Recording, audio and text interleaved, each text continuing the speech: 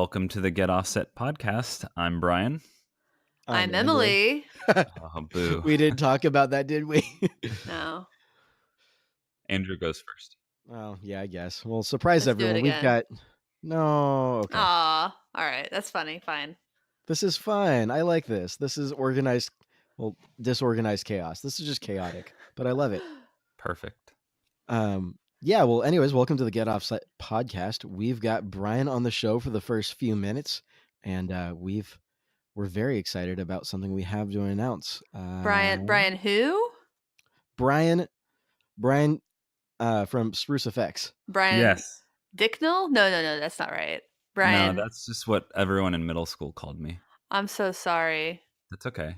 I got pushed in the mud once. I got called Harry Harris, which is weird as an insult because that's actually my grandfather's name. Ouch. You're a lizard, Harry. Side note, I've always wanted to get a lizard and then name it Harry, and then just every time I see it say, "You're a lizard, Harry." I don't get that reference at all. I'm pretending like I do. Harry Potter? No? Okay. No. Well, Oh, airy, like with an accent. yeah. Ah, My okay. accent just sucks. I don't know. I don't even know what accent I was going for there. It just kind of happened. It was something not my natural voice. Some people will appreciate it, I'm sure. That's probably not your best work, but I could do better, but that's thankfully not what we're here to talk about. thank God. Who wants to be the one to break the news? Anybody? I would like to say something. Okay. Do it. I'm so excited to announce to all of our couple hundred listeners that we have been working with Brian from Spruce Effects to put together an official Get Offset fuzz pedal. Woo! Yeah, baby. And it's called, drumroll please, the Mount Hood. Yeah. Yep. Yeah. So a little Pacific Northwest love for you because he already has a Rainier fuzz. Yes. Yep. Mountains are good though. Mountains are great. Yeah. I'm just super excited about this unit on so many levels. I mean, I'll just kick it off. I'm very excited because I got to do the artwork for it, and it's like great. It's great artwork, Andrew. It's so we're going to announce this probably with a picture of it. But Andrew on did Thursday. on Thursday. Oh, so we're waiting until for a couple of days until we release the artwork. Yeah, so if you're listening to this, you get a heads up. Yeah, because we love you and you're awesome, Sneak and thank you for listening. Yes. But it's should I describe the illustration or should I just let it be a complete surprise? I think a surprise. Okay, I think okay, the we're Mount Hood mountain thing.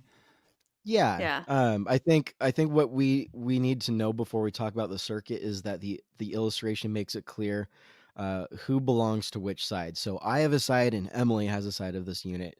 And before I go and take 100% credit for the artwork, I did the sketching part of it, but the font all three of us worked on, and we all came up with, I think, a really neat looking unit. Yeah, and shout out to the women and just general folks in the She Shreds Gear group who gave some really, really helpful feedback about the art and the colors and everything on the artwork. Thank you to those folks. Much appreciated. Do we want to say what color it is? No. I think it's the color of the year for pedals. I think it is. I think that it's a trendy color. But it's a color that I really like with gear because I think it goes so well as an accent to black, and I wear so much black. That's a good way of putting it. There was a post from another podcast showcasing all of this color pedals. I wasn't sure if we were revealing it. And I thought that was very timely and special. Yeah. I don't know. I feel like if you're... For the people who are listening to this, I feel like we've got to tell them what color it is. Okay, fine. I mean, fine. Can I? All right. No. You want to? Go ahead. No. Well, you got to pick the color originally. I got to pick the color. And to be clear, this is the only run we're going to do in this color. So this is going to be it for this color. I mean, you don't want to miss out on this. So, as some of you may know, Layla City is building me a guitar, and it's going to match the guitar that Layla's building me. It's also matching my boxing gloves and a very random offset I have, but it's pink. And yeah, Woo! yeah, and it's kind of like, oh, well, I think it was just last week, Layla and I were talking, and just the comment that someone made about her guitar that she showed at the Vancouver Guitar Show. Of course, you brought a pink guitar.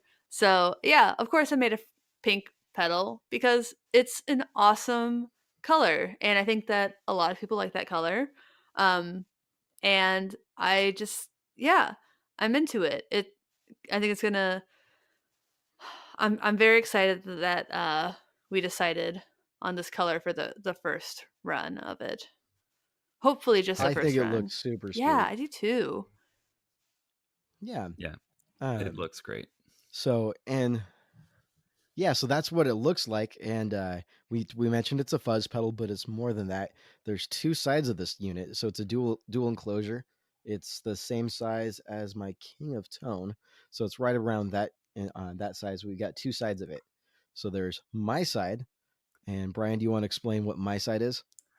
Why don't you intro both sides and then I'll go into the nitty gritty. All right. So the first side of it is a boost, but it's not a clean boost because I think I don't know, I'm a firm believer in a pedal should do something very defined, and so it's a germanium boost, and I've always loved the way germanium sounds. I just like that warmth. I've never, I don't know, it's just something I like, and so that's when we were talking about putting this pedal together. And Brian was asking me what I wanted my side to be. I mean, that's what I wanted it to be. It just sounded right. So it's just a very simple. There's only two knobs on that side. Um, there's a volume and then there's a tone, and the tone is goes in reverse. If it tones at 0, it's super bright, and then it gives you a little bit more gain, and then some more low end as you turn up the tone knob. Yep. So it's pretty straightforward, and I'm super excited about how it works with the fuzz, and we can get into that. The fuzz starts off as a triangle muff, which is a classic unit, but it's no longer that. It's if you look really hard, you can find some muff sounds in there. I mean, they're there, but the vast majority of the different settings you can get out of this thing sound just monstrous. Yeah, so that's kind of my brief overview. I've had the prototype for a couple of weeks now, and every time I plug it in, I'm just finding all kinds of new goodies. Um, yeah, and I can explain a little bit more about a couple of the neat settings I've got out of it, but I want to hear Brian talk about what the details are. Sure. Yeah. So the boost is sort of, I think, I don't know if this was an accident or not, but I just, when I first started this gig, I really just got obsessed with germanium because it's a lot of fun to hunt old parts and find rare things and discover that some of the myths around famous things aren't necessarily true. And so that's kind of like I think what I'm known for is germanium stuff. And so I use this circuit often in my things, either as a standalone component or like a building block for some sort of distortion circuit.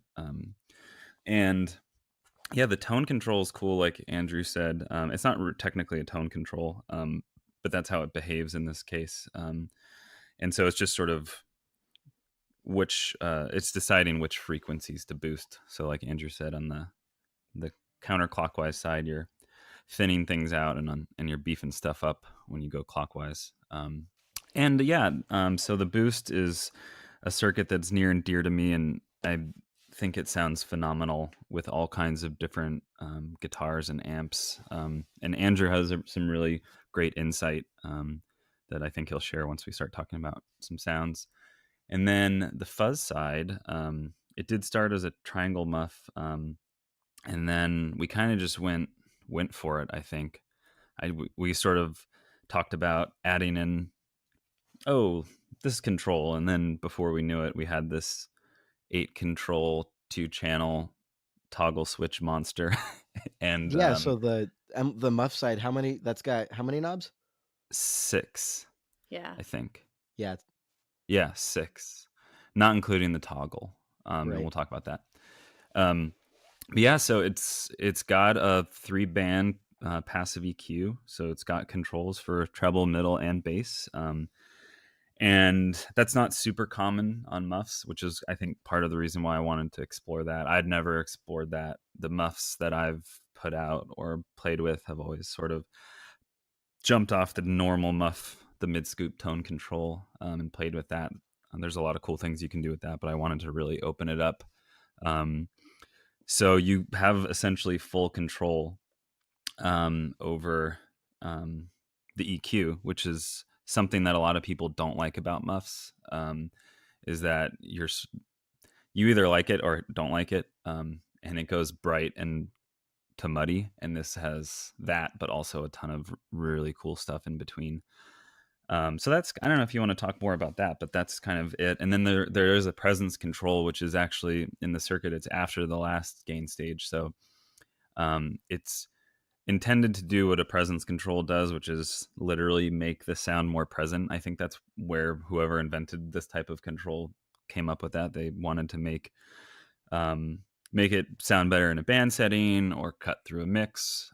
So there's some mids elements to it, but it also sort of can tame some of the harshness if you like to play it at some harsher settings. That was the intention behind it, but who knows what people will find. It's pretty versatile and flexible. Yeah, it's got a nice sweep on it. Yeah, and we've definitely, Andrew, shout out to him for playing with the prototype and giving some feedback and hacking into it a little bit. I don't know if you want to talk about that. That was pretty fun. The pictures are not pretty by the time I got done with it, but it works. It works. I didn't have the right soldering tip for my iron, and I went to the store and they were out, and so I just had this big giant tip on my iron that I was trying to get into the small space to replace a couple parts and just play with the values on it, and I'm just trying not to burn everything else in there. It was Yeah, you can melt through a lot of a capacitor's plastic before it stops working. And don't ask me how I know that. We'll make some assumptions about how you know that. Yeah, I have some right. very ugly looking pedals sitting around the shop for that reason. So, But no, I'm really happy with how it sounds.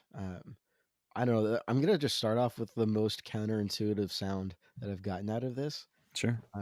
Is the cleanish tones. And if you just use the fuzz by itself, it'll clean up. But it'll um, if you bring the gain knob all the way down, or the fuzz knob, or just kind of bring that down all the way down, and then play with the volume a little bit, it'll get on a single note. It'll sound a little clean. It won't have that fuzzy breakup you get with a single note on most fuzz pedals, but it sounds like just like a heavy overdrive. But you can get it a little cleaner, and this is where I think one of my favorite settings is I turn on the boost side of things, and I drop the volume to just a hair above 0. Wow. And then so that way you're just starving the input into the muff. I'm just sending a really low signal into that, and then you boost up the volume on the muff side of things really up, and I've been getting some just beautiful like edge of breakup sounds into a clean amp that just sound phenomenal. Running that into like a light delay pedal, just tons of clarity, and it's not at all what this was originally intended for, but I just really dig it.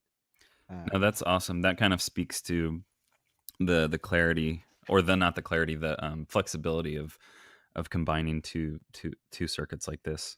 Oh yeah, I mean, I could very easily. I'm. This is a fuzz pedal that I could melt someone's face off and turn around and take it to a Sunday morning church service and have no problem playing it. So Andrew will at church. It will church. Very cool. And it will also gent. I also tried that Nice. successfully. It's a fuzz pedal, so it's going to have that super loose.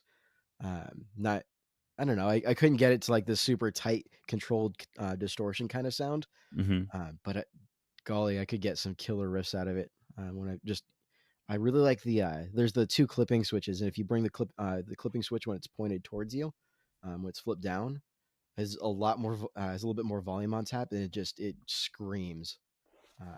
And that's the non-traditional. That's not originally a muff, right? Yeah, so I can actually talk about that.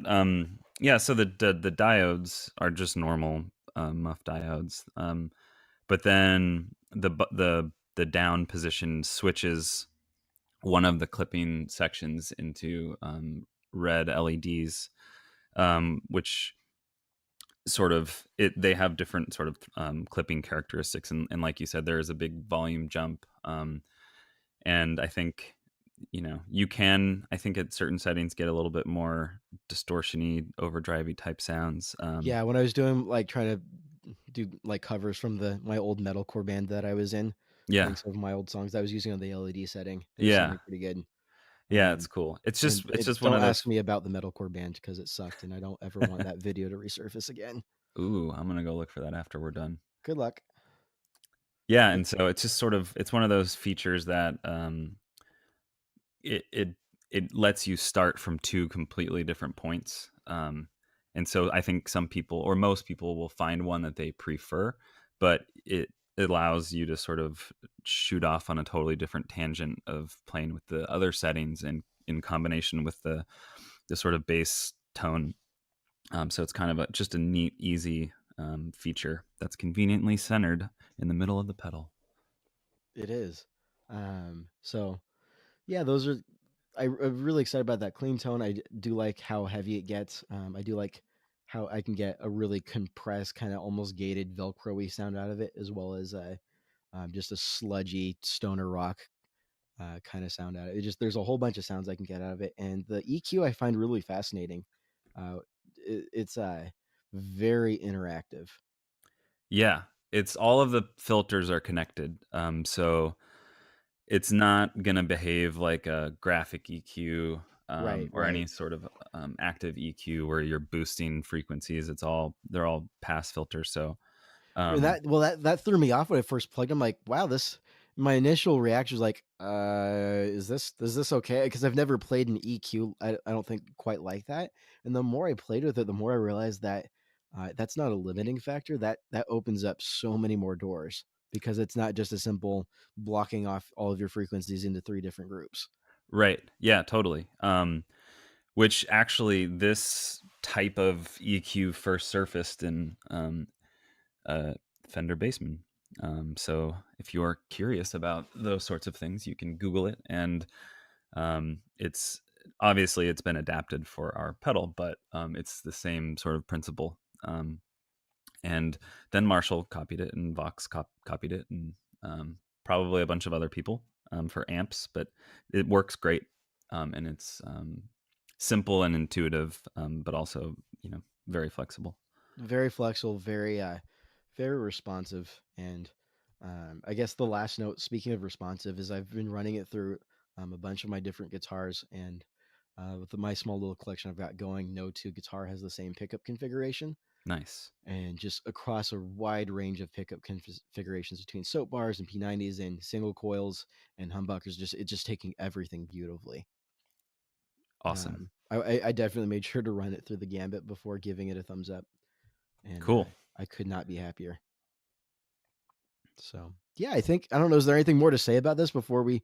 I think we're. I mean, do we want to talk about any more release details? Like Thursday, all of our lovely Instagram followers are going to get a call to enter a contest, and that's going to work, I think, a lot like our Mezzo Effects Ohm contest. So if you're listening to this, join our Facebook group for details on how to get a bonus entry.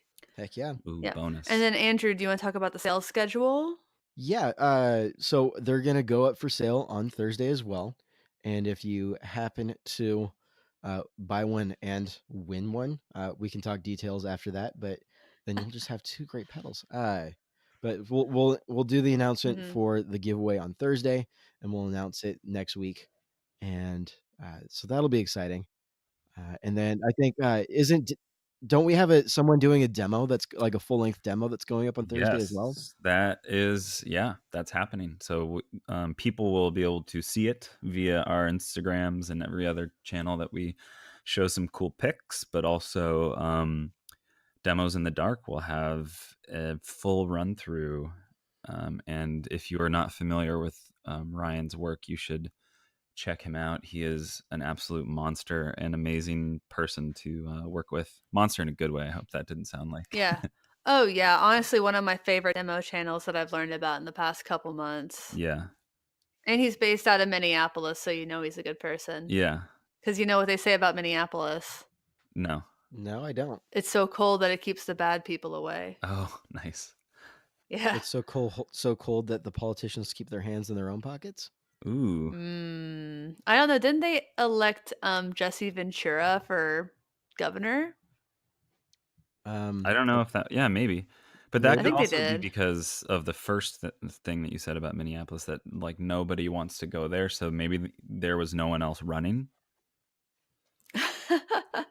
I'll tell you what. I've been to Minneapolis, and it is. I love it. It's one of my favorite places to visit, and not just because one of my favorite people and a couple of my favorite bands are from there.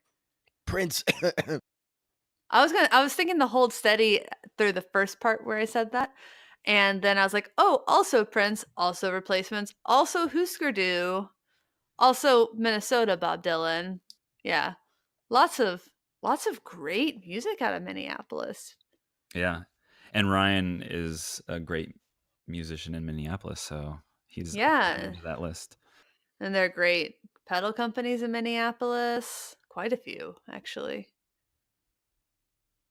Well, anyway, Yeah. so that's kind of that's the brief overview of what we've got going on for the release. If you're from Minneapolis, maybe you can get a second entry, but probably not. Yeah. Or if you know Ryan, maybe you can get a second entry. I don't know. And a quick note for anyone who does buy the pedal on Thursday. Those will ship in just over a week. Is that right, Brian? Yeah. Yeah, that's right. They might ship immediately, but it also might take about a week to get them out. But I am currently building them, so. Mm-hmm. They are being made. Oh, I guess the last, probably one of the most important pieces of information is this is our first run, and it's a limited run. How many in total are we selling? Are you asking me or Emily? I mean, I know the answer. I just We're selling, I believe, 10. Yes. 10 or 11. 10 or 11. 10 or 11. I think we had 11 because yes, we're doing. No. I think it's 10. 10 or 11. 10 or 11. 10 or 11. We'll have to double check this spreadsheet. But there's only a handful of these going out, and the plan is for this to be the only time we're doing it in pink. We'll do it in another color every other time we do this. Yeah, so next time Andrew gets to pick the color. I do, and I already know what I'm gonna pick, but I'm not gonna share that. I want Emily and Brian to be on the edge of their seat. No. I'm gonna be honest. I don't think you can beat pink. Well, it's the first one, so you won't be able to. It's the first one. Yeah, I think that it was made for pink, and you can fight me on this. I'm gonna agree. Yeah. Well, that'll be a conversation for another day. All I know is these look amazing. Yeah, I'm just so proud of this project. So yeah, it's been a lot of fun.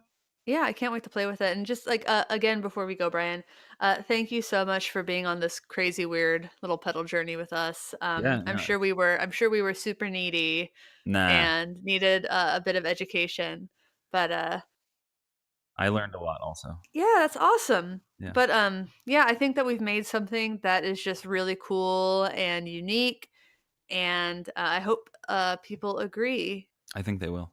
All right. Anything else you want to say before you peace out? Nope. I think we said it all, and I can't wait until Thursday. So. Same. Sounds good. Cool. All right. Thanks, Brian. All right. See you later. Bye, Brian. Right. Yeah. So let's get into the topic now that we've talked about Mount Hood. Can't wait for that. But we can't talk about that the entire episode. So Emily, what are we going to talk about for the rest of this one? Let's talk about Booth Babes. Oh boy. All right. Oh boy. Everybody's triggered now officially. I mean, if you're just like incensed at the idea of Booth Babes going away, You might want to cover your little ears. Well, no. Let's keep your ears open. Like Heck let's yeah. have an honest and open conversation about this kind of stuff. Because there's no point in trying to tear each other down, to reminding each other what terrible human beings are. Yeah. But no, like let's have a decent chat about this. I've got some thoughts about it. I know you have some thoughts about it. I'm a dude, so it comes from a very different perspective, and you're a lady, and that comes from another perspective.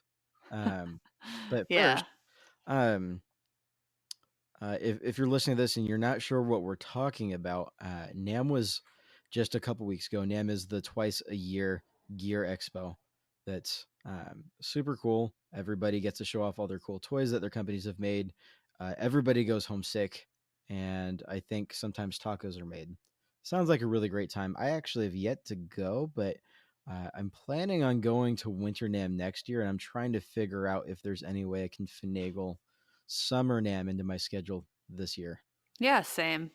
Would love to go to Nashville. Haven't been, but anyways, that's so that's that. And booth girls is a tactic that some companies use, as they put ladies in their booths who are attractive and as eye candy. Let's just say what they are. They hire models who don't really have much. Okay, so let's define booth babes.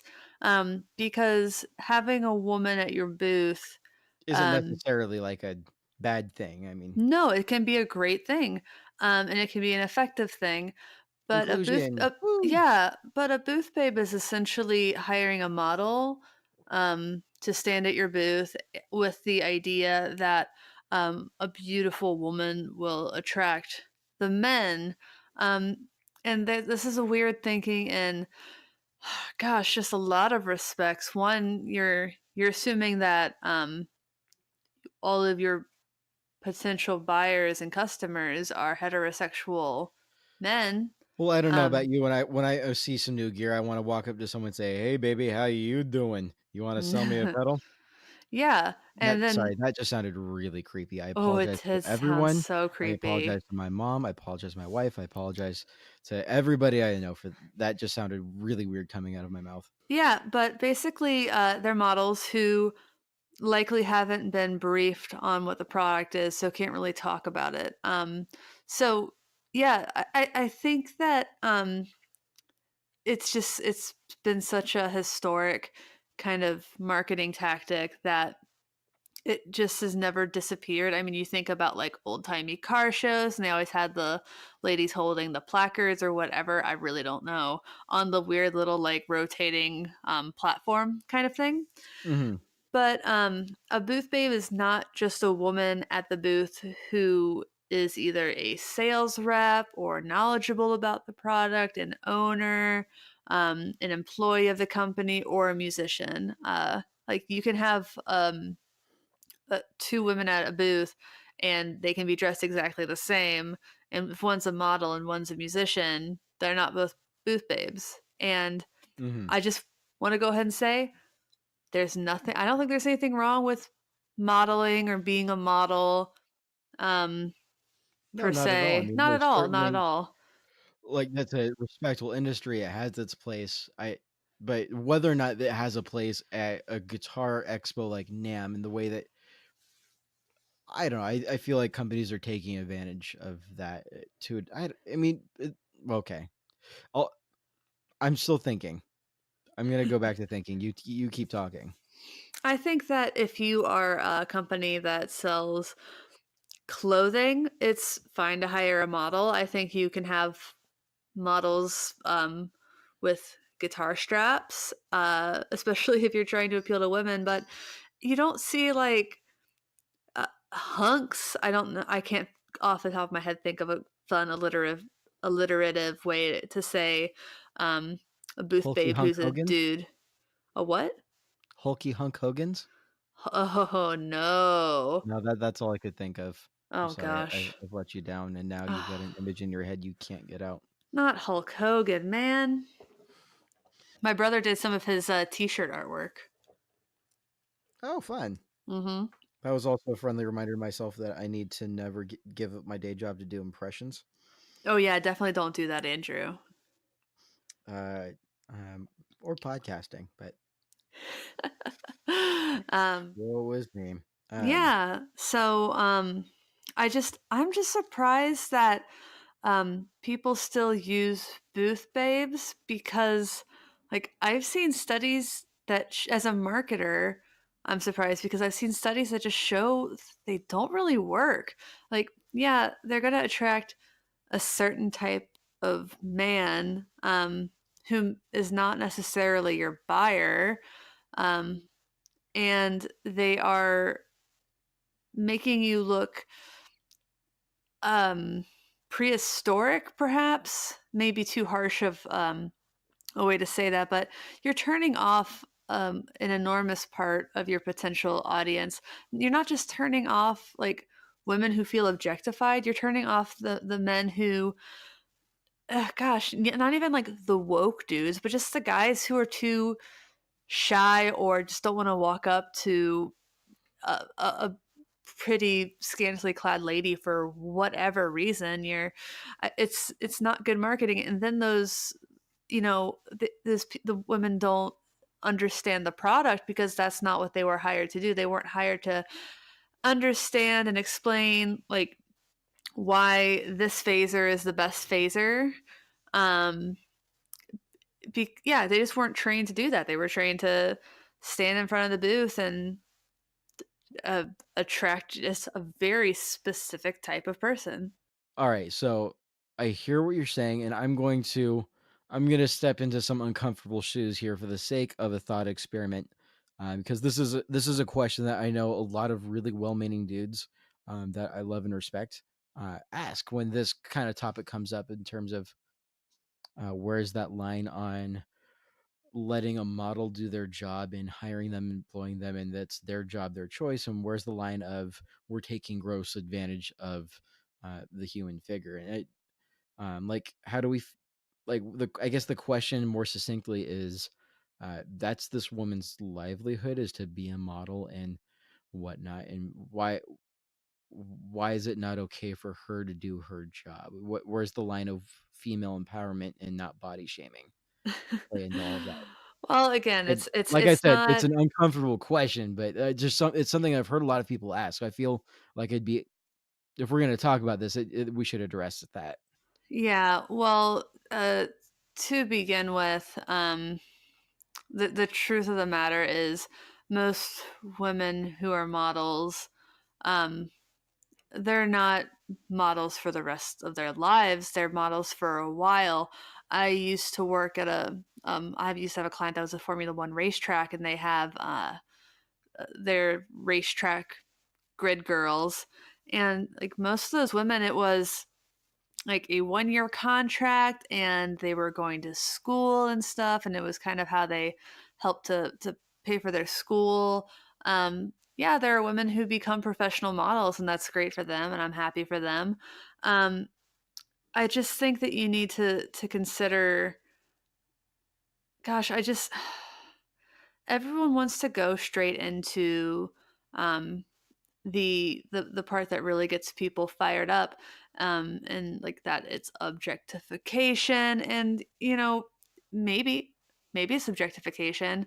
um it's it sort of depends, but again, like as a professional who works with small budgets often, you have to look at what's going to be the most effective spend of your money, and that ain't it. Like not for selling guitar pedals. And I don't and like and to get into um the idea that if these women don't get this one NAMM gig that their livelihoods will be destroyed is, ridiculous. Well, and Um I don't think that's the argument yeah. either, though. And I mean, it's not about this one gig is going to ruin their or missing this one gig is going to ruin their career. It's more of a I think that sort of question is based in the whole well when like why do you guys get to pick and choose when it's okay for a woman to like what qualifies as empowering a woman, what empowers as objectifying a woman, especially if it's completely consensual. I mean, clearly the women are being paid; they signed up for this. No one's forcing them to do it, and so why? What? And the other part of it for me is, I mean, sure, it could be a bad business decision, and there's plenty of companies that make bad business decisions. Do I feel the need to go after them, tell them what they're doing is wrong? No, not really. I mean, they're big kids; they can sort that stuff out. I mean, Gibson made a decade of bad decisions, and they finally booted Henry J, and now they've got someone who seems to be turning some things around. And I wasn't at NAMM to see the booth, and so I haven't seen any of this year's lineup, but I've heard nothing but encouraging things. For their sake, I hope they do well. But my point is, I mean, that's their business decision. And so I'm not really interested in talking about whether or not it's a bad business decision per se, because that's not, I don't know. Does that make sense? Yeah, I mean, you seem to really want to get into the meat of, can like a woman objectify herself? Is it Well, objectification if she's a willing participant? well, I guess it's hard for me to answer the question without kind of breaking character of playing devil's advocate here and kind of sharing what my thoughts are. So why don't I just share some of my thoughts on why it's not picking and choosing when it's okay? And um Yeah, I'm really curious to hear that because honestly, it's a topic that I don't like to get into a lot, just because I feel like you need so much time to kind of explain it. Because to me, it's it's a little bit late, and there's some words I'm trying to think of that just aren't coming to me. But yeah, I'm really curious to hear your thoughts on that. yeah, so I mean, I'll share my thoughts, and my disclaimer before I get going is I don't pretend that I'm not going to sit here and pretend like I've had all of these thoughts completely thought out and I can justify everything that I say. And I'm perfectly willing to admit if you point something out that I say that's kind of off, hit me with it. I'm here to learn and I'm here to kind of banter and not to have all the answers. And so that's where I'm coming from. So apologies if ahead of time if I come off as sounding dumb. Um, but so here's more of my thought.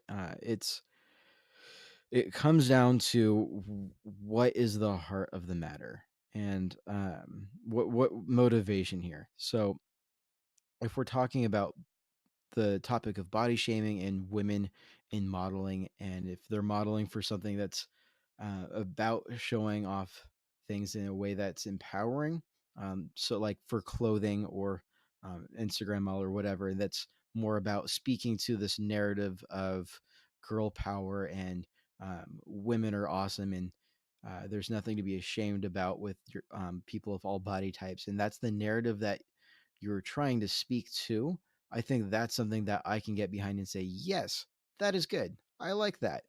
I like the fact that those are the kinds of values that I want um, people around me to espouse. This is the anti-shaming, the sense of community support. The we're all in this together. Just to kind of paint a brief word picture, and so that's when I think of the whole like anti-body shaming and female empowerment, that's kind of what comes to my mind.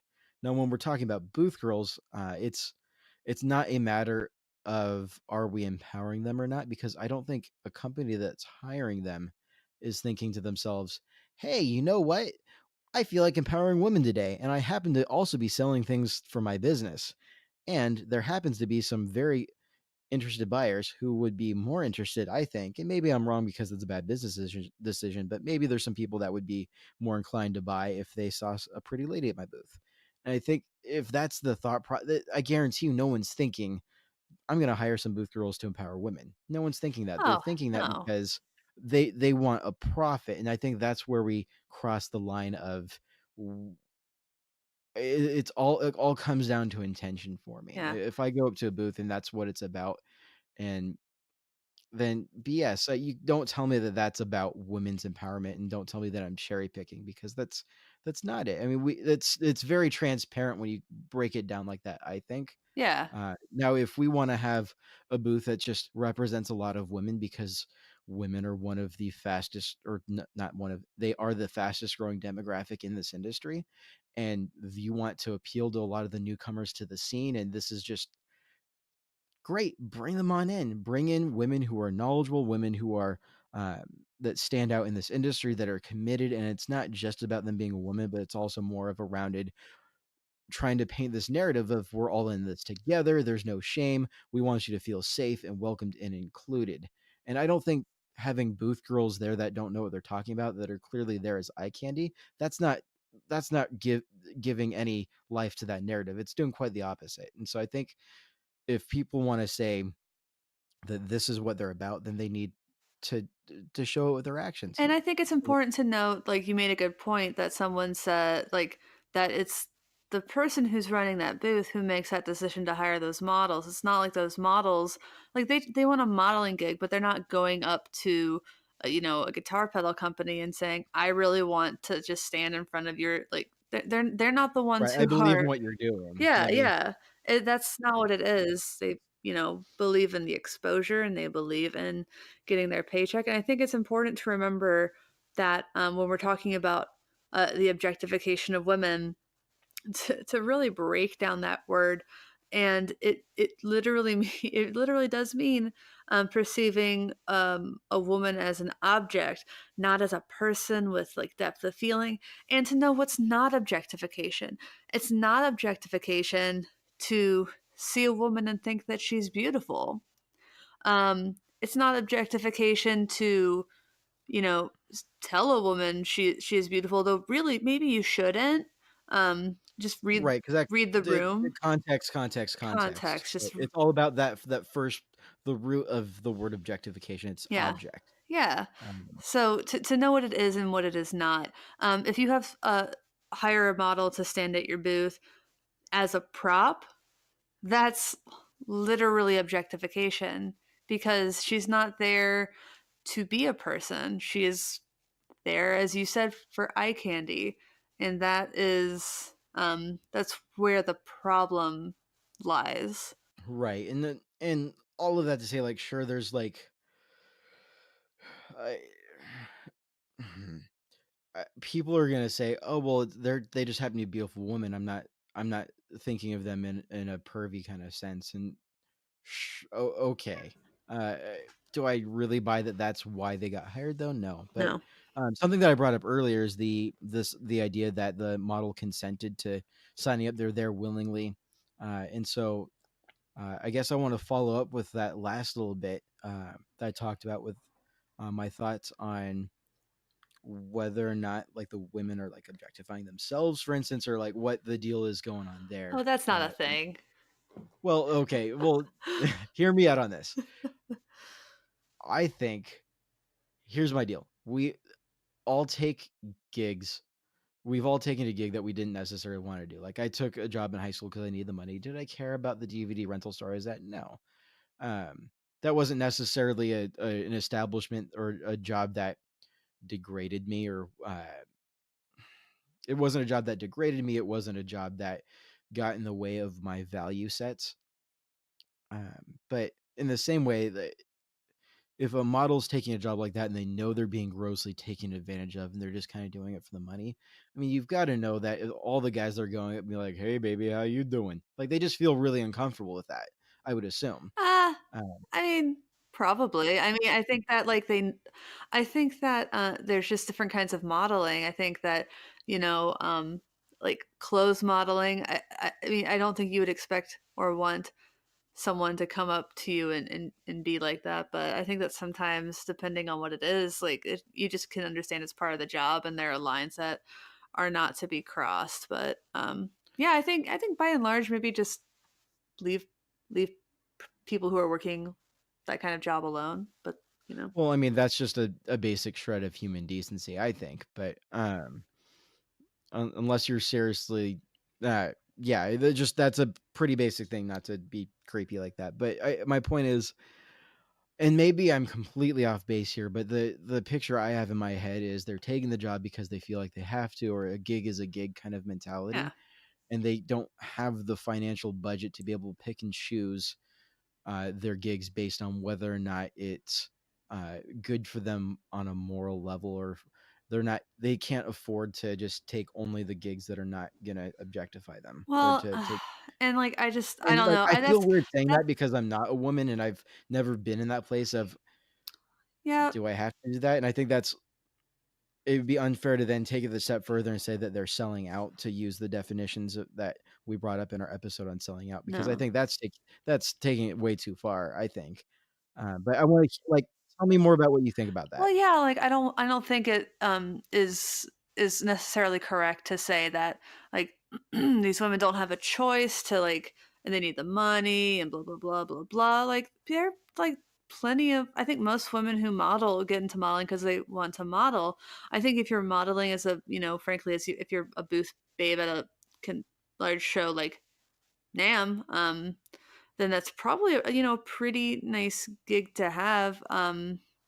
For what it is. And like if you're a grid girl for Formula One, though I don't think they do that anymore. Even that was it was it's considered a really good gig to have. Yeah, you're a prop and you get that, but you're still autonomous and objectification has to do with the removal of that autonomy and you can't really remove your own autonomy in that way. I mean, it's a job. I mean, if you think of modeling as acting, it sounds a lot less bad and it really is sort of I think in the same world, in the same realm.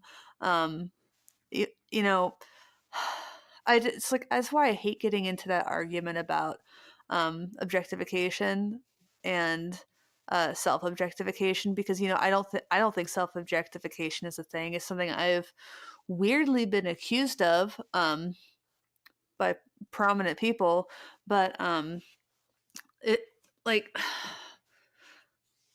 I think that you were right. And I think that the heart of it is really when you said, nobody is booking booth babes to, whoop, sorry, my cat literally just ran into my microphone.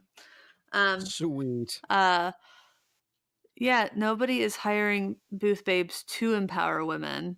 They're just relying on that argument later as gaslighting, just straight up.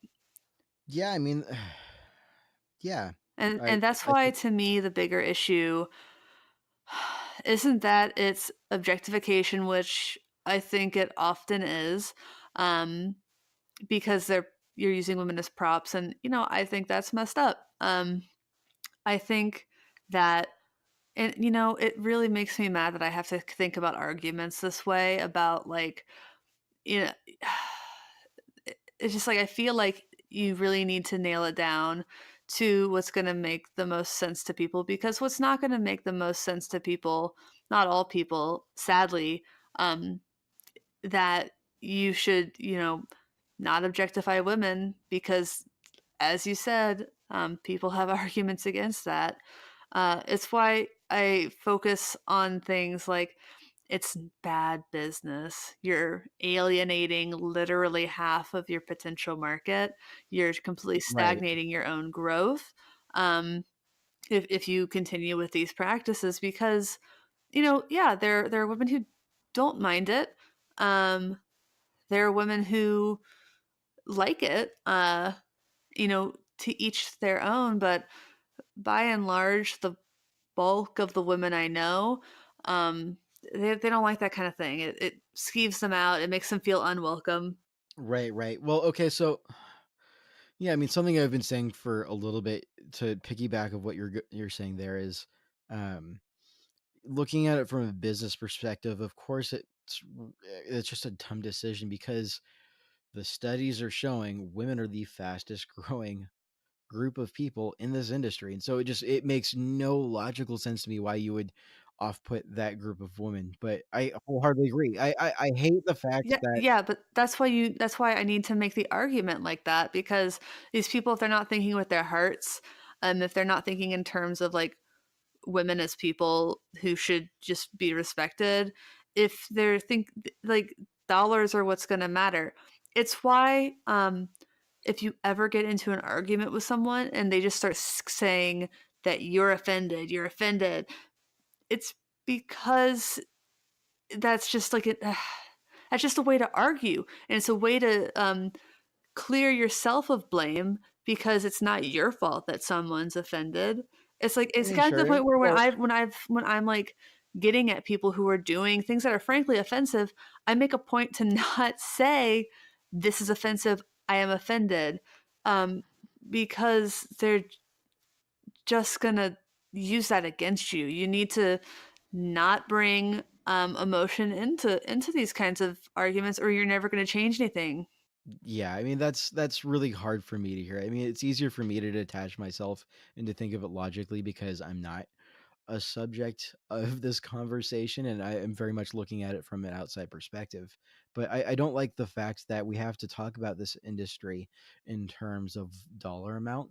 And yes, it's a there's a lot of big business in here. And yes, that's great. But the idealist in me wants to be able to say, hey, this some of our favorite parts of this industry, as we've talked about before, is this community. Everybody's invited, that we help each other out. I mean, we talked about with Matthew Hoops about this idea that everybody just kind of helps each other out. And yes, there's money to be made, but not everybody's helping each other because there's a dollar to make. Yeah.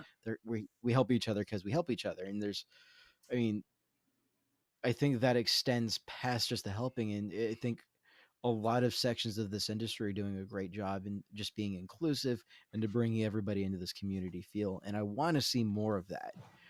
This summer, NAMM, I want to see the booths that people are hiring booth babes at. I kind of want to just see them ignored. Like, Yeah. I don't know. Is that bad of me to say? Just like, hey, like, why don't we just not walk into the booths and let's go give our business to the people that are driving this industry forward in these kind of really healthy, positive community ways? Because Yeah. I think that's the path ahead for a healthy, growing industry, is for us to all have that community mindset. Yeah, and I know that you and I have talked about privately, when we're talking about like specific offenders, just to not name them because we don't want them to get the attention because some of them are doing it for the attention.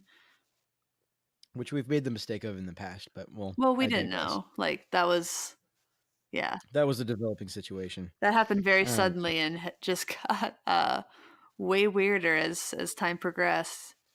Very weird. Yeah.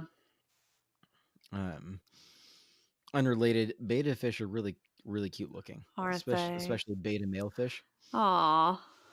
I love beta male fish.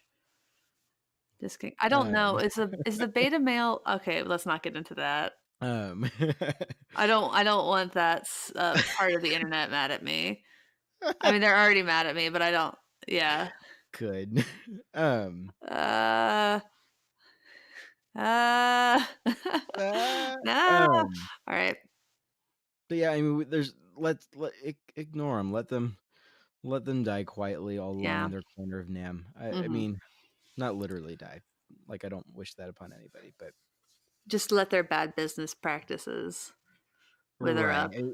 I just want to see a better community, and I guess that's a lot of what this podcast is about. Is we're trying to offset the status quo here, and maybe we're just